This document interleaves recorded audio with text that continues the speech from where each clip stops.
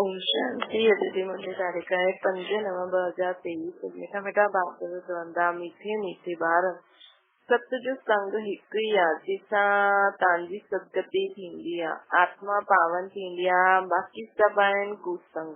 हिन करे चइबो आहे संग तारे कुसंग बोरे। कृष्णा बाप जो अहिड़ो कहिड़ो कर्तव्य आहे जो कोई भी धर्म स्थापक न करे सघंदा आहिनि। उतना बाप जो कर्तव्य है सभिनि खे पतरनि खे पतित खां पावन ठाहे करे वापसि घर वठी हलणु। बाप ईंदा ई आहिनि सभिनि खे हिन शरीरनि सां मुक्त करणु अर्थात मौत ॾियणु। इहे कम कोई धर्म स्थापक न कंदा आहिनि। उन्हनि जे पिछाड़ी त उन्हनि जे धर्म जी पावन आत्मायूं मथां खां उतरदियूं आहिनि ऐं पंहिंजो पाठ वॼाईंदियूं आहिनि, पावन खां पतित ठहींदियूं आहिनि। बाक़ी सभु धर्म वारी आत्मायूं मथां खां हेठि ईंदियूं आहिनि, पंहिंजो पाठ वॼाईंदियूं आहिनि ऐं पतित थींदियूं आहिनि। ऐं बाबा जॾहिं हेठि ईंदो आहे त सभिनि खे पावन ठाहींदो आहे। गीता जाग सुजनियूं जाग। ओम शांति। ॿारनि गीत ॿुधियो, कीअं ॿुधायो? साजन शिव साजन ॿुधायो न, मतलब गीत त ईअं आहे लेकिन असांजो साजन कहिड़ा? शिव साजन। सभु सजनियूं आहिनि जेके भक्तियूं चइबो आहे न, भगवान हिकु आहे। जेके भगत यादि कंदा आहिनि त उन्हनि खे चइबो आहे साजन। भगत चइण सां मेल अथवा फीमेल ॿई हुनमें अची वेंदा आहिनि त सभु थी विया सीतायूं। राम हिकु ई आहे न, भगत अनेक आहिनि, भगवान हिकु आहे। हुन भगवान खे चइबो आहे परम पिता। लौकिक बाप खे परम पिता न चईंदासीं, उहो लौकिक शरीर ॾियण वारो पिता आहे। परम पिता है परम धाम में रहण वारो। सभु आत्माउनि जो पिता है न। हर हिकु मनुष्य जा 2 बाप आहिनि, लौकिक ऐं पारलौकिक। लौकिक बाप जो जन्म वर्षो अलॻि अलॻि हूंदो आहे। हर हिकु जन्म में बाप अलॻि अलॻि रहंदा आहिनि। तव्हां वीचार करो असां केतिरा जन्म वरिता आहिनि, केतिरा बाप असांखे मिलिया हूंदा। त के चई 84। हर 84 जन्मनि में 84 बाप 84 माँ भी मिली हूंदी न। हर जन्म में हिकु ई लौकिक बाप हिकु ई माँ रहंदी आहे। ॿियो बाप आहे परम पिता परमात्मा। परंतु सत्य त्रेता में कॾहिं ओ गॉड फादर चई न सघंदा आहियूं। परम पिता परमात्मा मेहर करो ईअं कॾहिं न चईंदासीं सत्य त्रेता में। हिन करे सम्झाइबो आहे सत्य त्रेता में असांजो हिकु ई बाप हूंदो आहे। पोइ द्वापर कलयुग में जेके भक्ति मार्ग चइबो आहे हुते सभिनि जा 2 बाप आहिनि, मेल अथवा फीमेल सभिनि खे 2 बाप आहिनि। पारलौकिक बाप खे यादि कंदा आहियूं छो जी इहे दुखधाम आहे न। दुखधाम में 2 बाप, सुखधाम में हिकु बाप। हिते त हिकु लौकिक बाप आहे, ॿियो पोइ आहे सभिनि खे दुख ॾियण। हिकु लौकिक बाप आहे, ॿियो पोइ आहे सभिनि जो दुख निवारण करण वारो बाप पारलौकिक बाप। जेके सभी यादि कंदा आहिनि कि हिन दुखनि सां छुड़ायो, रहम करो। अधु कल्प दुखधाम अधु कल्प सुखधाम। सतयुग आहे नयो युग, कलयुग आहे पुराणो युग। बाप चईंदो आहे हाणे असां सतयुग नई दुनिया जी स्थापना था करूं। कलयुग पुराणो युग जो विनाश थींदो न। कलयुग खां पोइ सतयुग ईंदो। कलयुग अंत सतयुग आदि जी कल्प जे संगम। कलयुग अंत और सतयुग आदि खे कल्प जो संगम चइबो आहे न। ये कल्याणकारी युग आहे न। शिव जी पतित खां पावन ठहिणो हूंदो आहे न। कलयुग में आहे पतित मनुष्य, सतयुग में आहे पावन मनुष्य। बाप सम्झाईंदा आहिनि कि आखिरी रावण संप्रदाय हर हिकु जे अंदर 5 विकारनि जी प्रवेशता आहे। हुनखे चइबो आहे, इन करे चइबो आहे Ravan omnipresent, God omnipresent आहे। हिन समय 5 विकार आहिनि, हिन करे हिनखे पतित दुनिया चइबो आहे। सत्य त्रेता खे पावन दुनिया शिवालय चइबो आहे न। कलयुग आहे वैश्यालय। तो शिव परम पिता परमात्मा थी करे नवयुग जी स्थापना कंदा आहिनि। त हाणे असांखे शिव परम पिता परमात्मा थी करे नवयुग जी स्थापना था करनि बाबा। बाप सम्झाईंदा आहिनि हाणे जागो, नवयुग अर्थात सुखधाम जो समय हाणे आयो आहे। लक्ष्मी नारायण जो राज्य अचे थो न, ये आहे ही राजयोग। ये कोई कॉमन सत्संग न आहे। हिकु थींदो आहे सत्संग, ॿियो थींदो आहे कूड़ो संग, कुसंग। सत जो संग तारे, कुसंग बोरे। सत त हिकु इहे बाप ई आहे न, हुनखे चइबो आहे पतित पावन अचो। उहो ई अची करे असां सभिनि खे पावन ठाहींदो आहे न, अधु कलाक जे लाइ। पोइ माया अची करे असांखे अधु कलाक जे लाइ पतित ठाहींदी आहे। हीअं न, बाप ई पतित ठाहींदो आहे। हाणे आहे रावण राज्य। कोई बाप असांखे पतित थोड़ी ठाहींदो आहे। जेसि ताईं सत बाप न अचे तेसि ताईं सत्संग न थिए। सभु आहिनि कूड़ा संग अथवा कुसंग। तव्हां आहियो सीता आहियो, तव्हां भक्ति कंदा आहियो न, सम्झंदा आहियो भक्ति जो फल भगवान अची करे असांखे ॾींदो ज़रूर। जॾहिं भक्ति जो समय समाप्त थींदो तॾहिं त ईंदो न। अधु कल्प ज्ञान जी प्रारब्ध, अधु कल्प भक्ति जी प्रारब्ध। हाणे तव्हां पुरुषार्थ था करो भगवान जी श्रीमत ते। भगवान हिकु हूंदो आहे, उहो निराकार परम पिता परमात्मा आत्माउनि जो बाप आहे। उहो ईंदा ई आहिनि संगम ते। द्वापर कलयुग खे भक्ति कांड चइबो आहे न, सत्य त्रेता खे ज्ञान कांड चइबो आहे।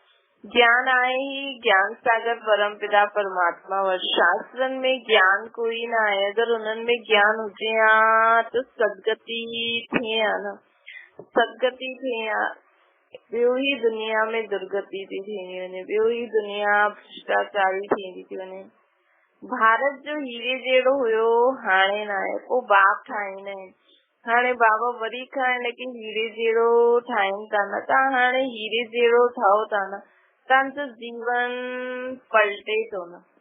असांजो जीवन हाणे पलटे थो। आत्मा दैवी गुण धारण करे थी। हीअं त मनुष्य बैरिस्टर, इंजीनियर, सर्जन आदि थींदा आहिनि। बाक़ी मनुष्य खां देवता ठाहिण ये परम पिता परमात्मा ज्ञान सागर जो कर्तव्य आहे न।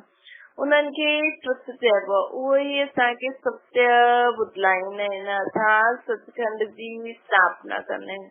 बाक़ी सभु कूड़ ॻाल्हाइण वारा कूड़ खंड जी स्थापना कंदा आहिनि, रावण जी मथे हलंदा आहिनि। तव्हां श्रीमत ते श्रेष्ठ ठहींदा आहियो न। नवयुग में भारत नयो हुयो। वर्ल्ड ऑलमाइटी अथॉरिटी चइबो आहे न। लक्ष्मी नारायण जो राज्य हुयो। उन्हनि खे कंहिं इहे राज्य भाग्य ॾिनो, ज़रूर स्वर्ग जी स्थापना करण वारे ॾिनो हुनई। हाणे उहो वर्षो गवाए 84 जन्म वठी करे कलयुग अंत में वेठा आहिनि। हाणे चक्कर पूरो थी वियो, सभिनि खे वापसि वञिणो आहे न। लिबरेटर हिकु बाप ई आहे, उहो ई लिबरेट करे सभिनि खे वठी वेंदो आहे। हिन जे लाइ हुननि खे कालनि जो काल बि चईंदा आहिनि। बाप चईंदा आहिनि हाणे तव्हांजो 84 जन्म पूरा थिया, हाणे वापसि हलणो आहे। इहो सृष्टि चक्कर कीअं फिरंदो आहे सो बाप बि सम्झाईंदो आहे। अर्थात बाबा असांखे सृष्टि चक्कर सम्झाए करे त्रिकालदर्शी ठाहींदा आहिनि। टिनी लोकनि, टिनी कालनि खे असां ॼाणंदा आहियूं न। बाबा असांखे नॉलेज ॾींदा आहिनि। उहो ई पतित पावन ज्ञान जो सागर बीज रूप आहे न। उन्हनि सां ई सतखंड जो असांखे वरसो मिलंदो आहे न। हिते तव्हां आया आहियो परम पिता परमात्मा सां वरसो वठण लाइ। तो स्वर्ग जी स्थापना करण, जो स्वर्ग जी स्थापना करण वारो बाबा आहे, उहो ई असां सभिनि खे वरसो ॾींदा न।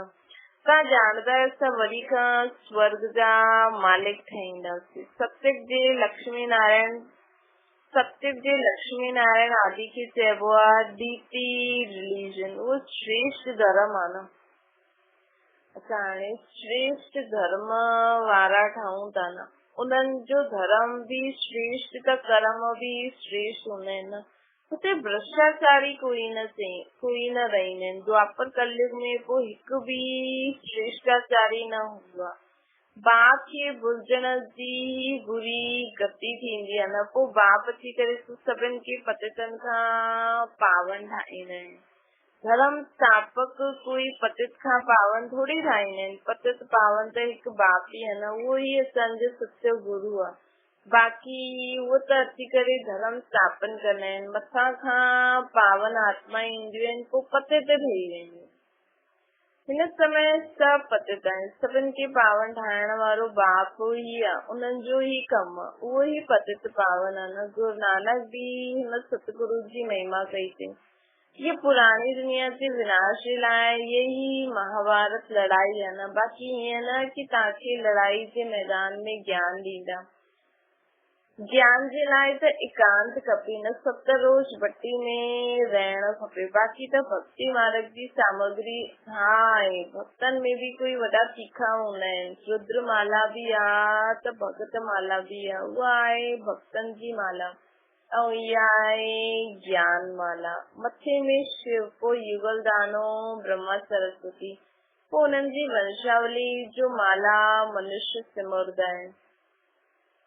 राम राम चईंदा आहिनि, शिव जी दुखी आहिनि, रावण संप्रदाय राम खे यादि कंदा आहिनि, पोइ अची करे असांखे पंहिंजो ठाहियो। हाणे तव्हां ईश्वर जी गोद में आया आहियो। वास्तव में सभी आत्मायूं परम पिता परमात्मा जी संतान आहिनि। मनुष्य सृष्टि प्रजापिता ब्रह्मा जी संतान आहे। प्रजापिता ब्रह्मा द्वारा मनुष्य सृष्टि रची आहे न। आत्मा त अविनाशी आहे न, आत्माउनि जो अविनाशी बाप आहे। हाणे तव्हांखे ॿ बाप आहिनि, हिकु विनाशी ॿियो अविनाशी। ब्रह्मा बि शरीर छॾे ॾींदो, शिव बाबा खे त पंहिंजो शरीर ॾींदा आहिनि, उहे त जनम मरण रहित आहिनि। जनम मरण में तव्हां ॿार ईंदा आहियो न, तव्हां आदि सनातन देवी देवता धर्म जा ही 84 जन्म आहे। हिसाब आहे न, गुरु नानक खे त 500 वर्ष थिया आहिनि, त एतिरनि में 84 जन्म कीअं वरिता। बाक़ी लख जन्मनि जी त ॻाल्हि ई न आहे। बाप सम्झाईंदा आहिनि, हाणे सभिनि जा जन्म अची करे पूरा थिया आहिनि। हाणे नए सिर खेल सत्युग खां शुरू थींदो। सत्युग में त ॾाढा थोरा खपनि, बाक़ी एतिरा सभु काॾे वेंदा। उन्हनि जे लाइ हीअ बम्बोर खे आग लॻणी आहे। हिन बॉम्ब्स नेचुरल क्लाइमेटीज़ आदि सभु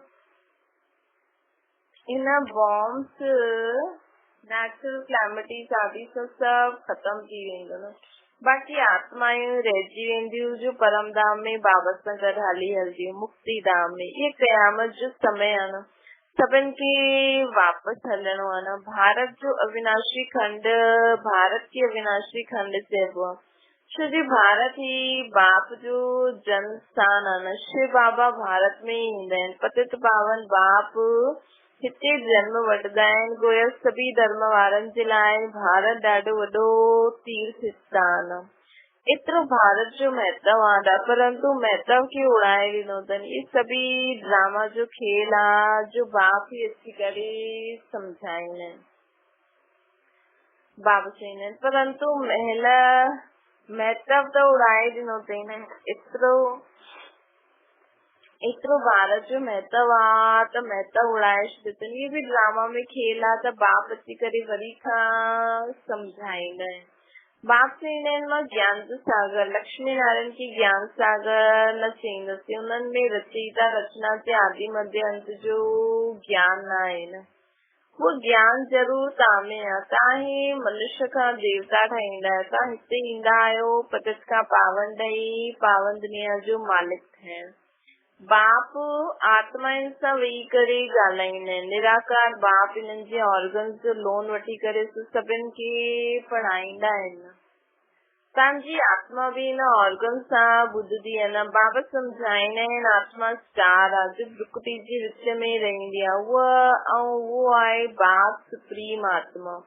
वो सुप्रीम अची करे हिननि खे आत्मान सुप्रीम ठाहे साथ वठी वेंदा आहिनि। बाबा चईंदा आहिनि, आत्मा स्टार आहे जो प्रकृति जे विच में रहंदी आहे, ऐं उहा बाप सुप्रीम आत्मा आहे। वो सुप्रीम अची करे हिननि खे ब्रह्मा बाबा खे आत्मान ठाहे करे साथ वठी वेंदा आहिनि। बाक़ी सभी आत्माउनि खे बि बाबा साथ वठी वेंदा आहिनि न। बाबा सभिनि खे बि पावन ठाहे साथ वठी वेंदा आहिनि। बाबा सभी आत्माएं जो गाइड आहिनि उन्हनि खे दुखरदा सुखरदा चइबो आहे। दुखनि सां लिबरेट करे असां सभिनि खे वठी हलंदा आहिनि। बाबा सत्युग में दुख हूंदो ई न आहे। नवयुग जी नॉलेज भी नहीं आना। ये ॻाल्हियूं मनुष्यनि कॾहिं बि न ॿुधियूं आहिनि। बस सुठा बुरा मनुष्य आहिनि परंतु सभु पतित आहिनि। तॾहिं त गंगा ते स्नान करण वेंदा आहिनि, पावन ठहण वेंदा आहिनि। गंगा त पतित पावनी नाम रखी छॾियो अथनि गंगा जो। त वास्तव में पतित पावन त बाप खे ई चइबो आहे न। वास्तव त पतित पावन बाप खे ई चइबो आहे। पतित दुनिया खां पोइ पावन दुनिया स्थापना थींदी आहे न। सत्य खे वाइसलेस वर्ल्ड चइबो आहे। उहा आहे वाइसलेस इन साइलेंस इन कॉर्पोरियल वर्ल्ड। सत्युग आहे वाइसलेस वर्ल्ड ऐं उहो आहे साइलेंस इन कॉर्पोरियल वर्ल्ड। आत्मायूं हिते अची करे पाठ वॼाईंदियूं आहिनि। पाठ आहे 84 जन्मनि जो। तव्हां ऑलराउंडर पाठ वॼाईंदा आहियो। इहो ठहियल हिकु ड्रामो आहे। हर हिकु पंहिंजो पंहिंजो पाठ अविनाशी, हर हिक में पंहिंजो पंहिंजो पाठ अविनाशी आहे। वो कॾहिं मिटंदो न आहे। तव्हां 84 जन्म भोगदा रहंदा आहियो। चक्कर जे आदि अंत, चक्कर जो आदि ऐं अंत न आहे। ड्रामा कॾहिं शुरू थींदो इहो प्रश्न न उठंदो आहे। न आदि न अंत। सत्युग आदि सत्य आए भी सत्य होसी भी सत्य। चईंदा न गुरु नानक देव पोड़ी पढ़ंदो आहे।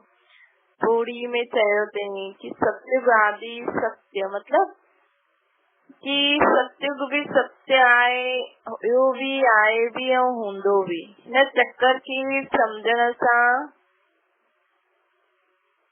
सत्युग आदि खां जो आहे उहो सत्य ई थींदो। मतलब जेको बनी बनाई बन रही आहे न। चईंदा आहिनि न जिन चक्कर खे सम्झण सां त स्वर्ग जा चक्रवर्ती महाराजा महारानी ठही वेंदासीं। उन्हनि खे वर्ल्ड ऑलमाइटी अथॉरिटी राज्य चइबो आहे।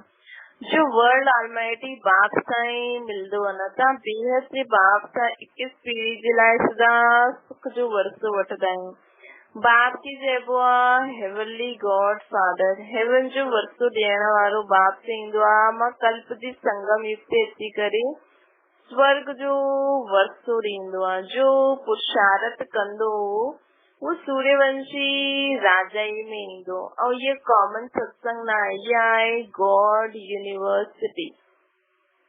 इहा आहे गॉडली यूनिवर्सिटी। भगवान वास्ते आहे न। भगवान पढ़ाई करे मनुष्य खां देवता ठाहींदो आहे।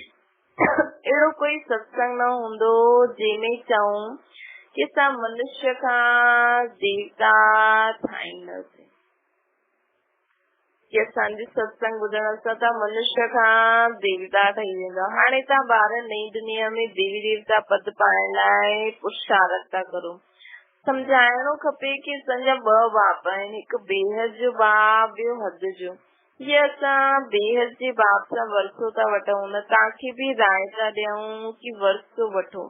श्रेष्ठ श्रेष्ठ परम पिता परमात्मा जी मत ते हलण सां तव्हां स्वर्ग जा मालिक ठही वेंदो। सचो हिकु बाप ई आहे। उहो अची करे असांखे पढ़ाईंदा आहिनि। हिननि जे ऑर्गन्स द्वारा चईंदा आहिनि ब्रह्मा तन सां ब्रह्मा मुख वंशावली खे वरसो ॾींदो आहे।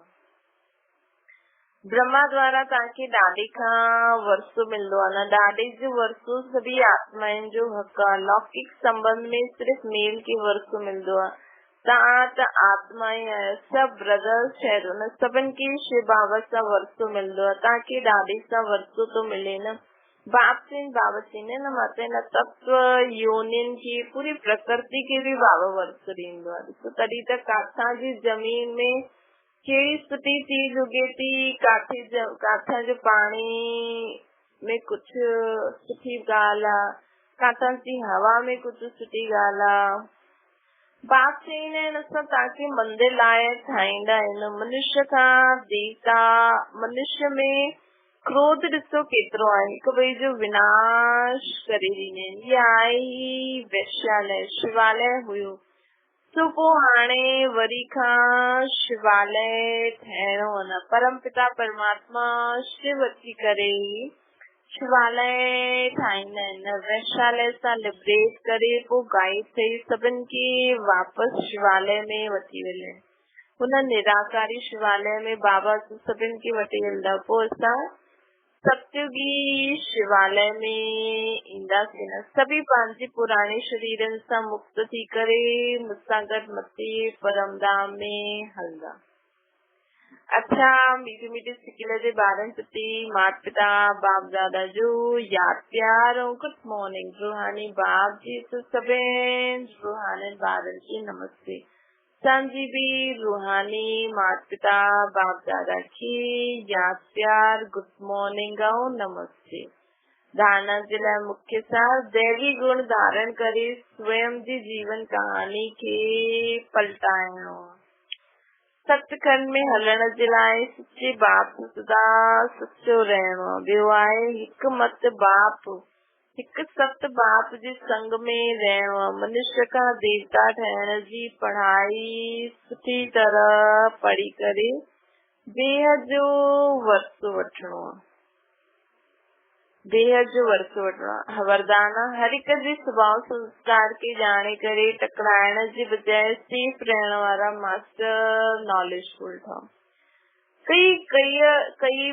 कोई भी ॻाल्हि खे नंढो या वॾो करण जो पंहिंजी बुद्धि ते आहे। सभिनि जो हिकु ॿ जे स्वभाव संस्कार खे ॼाणे विया आहियूं त नॉलेजफुल कॾहिं बि कंहिंजे स्वभाव संस्कार जे सां टक्कर न खाईंदो। जे कंहिंखे पतो आहे कि इहो खॾो आहे उहो पहाड़ आहे त वञण वारो कॾहिं टकराईंदो न, त जेको ॼाणंदो आहे उहो टकराईंदो न। जॾहिं पतो आहे उते पहाड़ आहे उते खॾो आहे न किनारो करे ॾींदो। ईअं ई तव्हां बि किनारो करो, अर्थात पंहिंजे खे सेफ रखो। कहिड़े कम सां किनारो न करणो आहे, लेकिन पंहिंजी सेफ्टी जी शक्ति सां ॿियनि खे बि सेफ करणो आहे।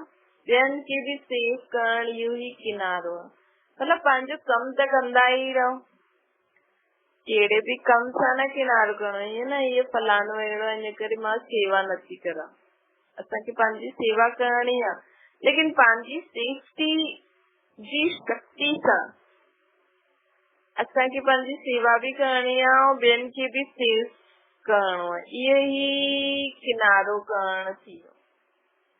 त असांखे कोई बि कमु न छॾिणो आहे, लेकिन सेफ्टी जी शक्ति सां ॿियनि खे बि सेफ करणो आहे, पंहिंजो कमु बि करणो आहे। जीअं सतगुरु बाबा जो असांखे वरदान आहे कि हर हिक जे स्वभाव संस्कार खे ॼाणे टकराइण जे बजाय सेफ रहण वारा मास्टर नॉलेजफुल ठहो।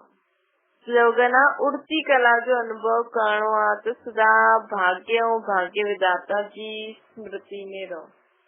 उड़ती कला जो अनुभव करणो आहे त सदा पंहिंजो भाग्य जेको असांखे मिले थो ऐं भाग्य विधाता बाप जी स्मृति में रहो। अच्छा, ओम शांति। बाबा खे यादि करो।